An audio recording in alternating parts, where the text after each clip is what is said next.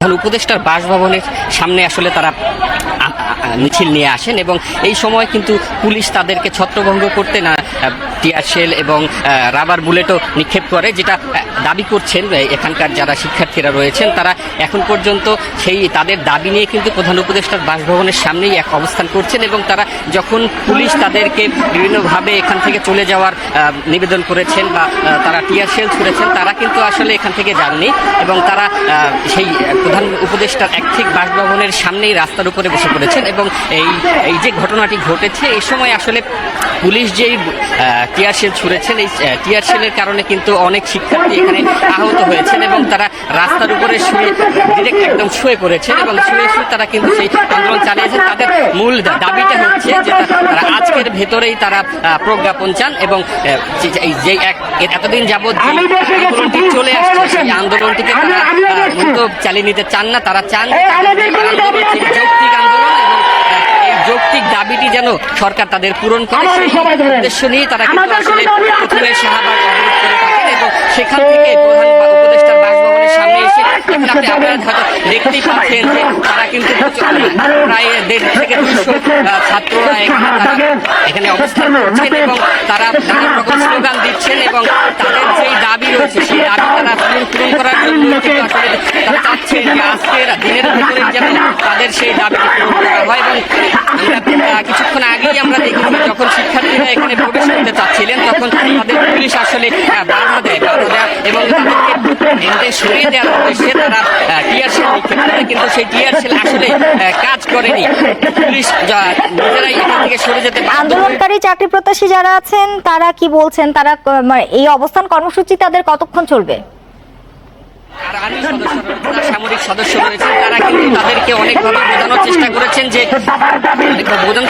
এটাই যে এখন পর্যন্ত তাদের যে দাবির প্রেক্ষাপটটি রয়েছে সেটি প্রধান উপদেষ্টা এখনো এসে পৌঁছাননি এবং তাদের যে মূল আন্দোলনটি রয়েছে সেই আন্দোলনের ক্ষেত্রে তাদের সহযোগিতা করার ক্ষেত্রে পুলিশ সহযোগিতা করতে চায়, কিন্তু এখন পর্যন্ত যে অবস্থাটি বিরাজ করছে এখানে সেখানে কিন্তু তারা যে আন্দোলনটি চালিয়ে যাচ্ছেন সেটি এই প্রধান উপদেষ্টার এই বাসভবনের সামনে যেহেতু একটি প্রচণ্ড সিকিউরিটি এলাকা এবং সেই জায়গাটি থেকে সরে যাওয়ার বারবার তাদেরকে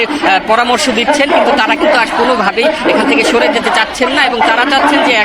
আজকে দিনের ভেতরেই যেন তাদের এই আন্দোলনটা আর আন্দোলনে নামতে না হয় এবং আজকে দিনের ভেতরে যেন প্রজ্ঞাপন জারি করে তাদের চাকরিতে বয়স সীমা 35 করে দেওয়া হয়। এবং আপনারা দেখতেই পাচ্ছেন যে জায়গাটিতে আমরা এখন দাঁড়িয়ে আছি সেই জায়গায় রাস্তার উপরে কিন্তু প্রচুর শিক্ষার্থীরা তাদের দাবি আদায়ের জন্য স্লোগান দিচ্ছেন, রাস্তার উপরেই তারা বসে পড়েছেন এবং তাদেরকে দেখভালের জন্য কিন্তু চারদিকে প্রায় 1000 খানেক পুলিশ সদস্য সহ সেনা সদস্য রয়েছেন এবং এসএসএফ এর গার্ডরা রয়েছেন যারা এই জায়গাটিতে দায়িত্ব পালন করেন। যাদেরকে এখন পর্যন্ত এই শিক্ষার্থীদের এখান থেকে উঠে যাওয়ার ক্ষেত্রে কেউ কোনো দায়িত্বপ্রাপ্ত কেউ আসেননি এবং তাদের যে আন্দোলন মেনে নেওয়ার যে বিষয়টি রয়েছে সেটি কিন্তু এখন পর্যন্ত বাস্তবায়নের কোনো বিষয়ে কেউ কথা বলতে আসেননি। তবে শিক্ষার্থীরা চান তাদের যে যৌক্তিক আন্দোলন সেই আন্দোলনটি তারা চালিয়ে যাচ্ছেন, সেই আন্দোলনের ক্ষেত্রে তাদের যে সামনের যেই পরিস্থিতি তৈরি হবে চাকরিতে প্রবেশের ক্ষেত্রে তাদের যে একটি এখনো বৈষম্য রয়েছে, অন্যান্য দেশে 35 আবেদনের যোগ্যতা থাকলেও বাংলাদেশে কেন সেটি থাকবে না, এটি তাদের আসলে মূল বিষয়। এবং তাদের যে এখন পর্যন্ত আমরা দেখতেই পাচ্ছি যে এখানে প্রায় 2 থেকে 300 শিক্ষার্থীরা এখনো তাদের দাবি আদায়ে মিছিল করছেন এবং তারা কিন্তু বৈষম্য বিরোধী দেশ গড়তে হলে তাদের এই যৌক্তিক দাবিটি মেনে না নিলে বৈষম্য বিরোধী যেই মনোভাব রয়েছে সেটি পূর্ণ হবে না। কিন্তু আমরা এটাই দেখতে চাচ্ছিলাম শেষ পর্যন্ত আমরা বলছি যে এখন পর্যন্ত